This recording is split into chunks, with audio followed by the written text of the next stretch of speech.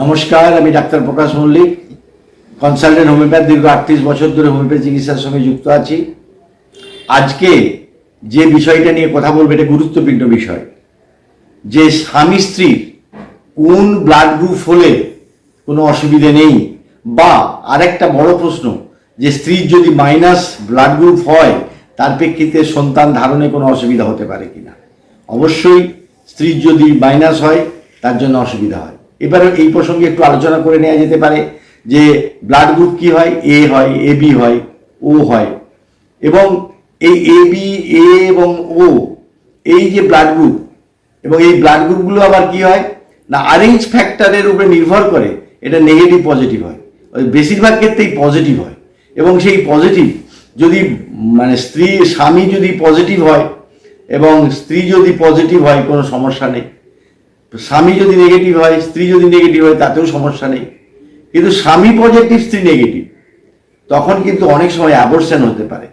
এবং সেই জন্যে কোনো অসুবিধে নেই, কারণ সমস্যার মধ্যেই আমরা যদি ডিটেকশন করতে পারি তাহলে সমস্যার মধ্যেই কিন্তু আমাদের সমাধান সূত্র আছে।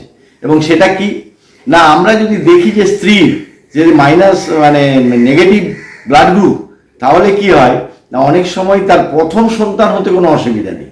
কিন্তু যদি স্ত্রীর ওই যে প্রথম সন্তানের সময় ওই আমাদের প্ল্যাসেন্টার মাধ্যমে যখন ডেলিভারির সময়, তখন কিন্তু ওই প্ল্যাসেন্টার মাধ্যমে ওই পুত্রের বা তার থেকে নেগেটিভটা চলে যায় মায়ের কাছে, যার জন্য প্রথম সন্তানটা অসুবিধা হয় না।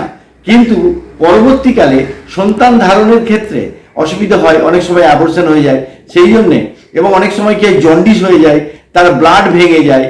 এবং সেই জন্য কি করতে হয় না, অ্যান্টি ডি একটা ইঞ্জেকশন যদি আমাদের দিয়ে দিতে পারি, তাহলে দ্বিতীয় বা তৃতীয় সন্তানের ক্ষেত্রে তার সন্তান মানে ডেলিভারি করতে কোনো অসুবিধা হবে না, সন্তানের বেঁচে থাকার করতে অসুবিধা হবে না। তাই নেগেটিভ বলে ভয় পাওয়ার কিছু নেই। বিশ্বের অনেক মানুষের মানে অনেক মহিলার কিন্তু নেগেটিভ ছিল, এবং এখন বিজ্ঞানের উন্নতির কারণে ওই যদি অ্যান্টি ডি ইঞ্জেকশনটা ডাক্তারবাবুর পরামর্শ অনুযায়ী নিয়ে নেন, তাহলে কিন্তু আপনার কোনো সমস্যা হবে না।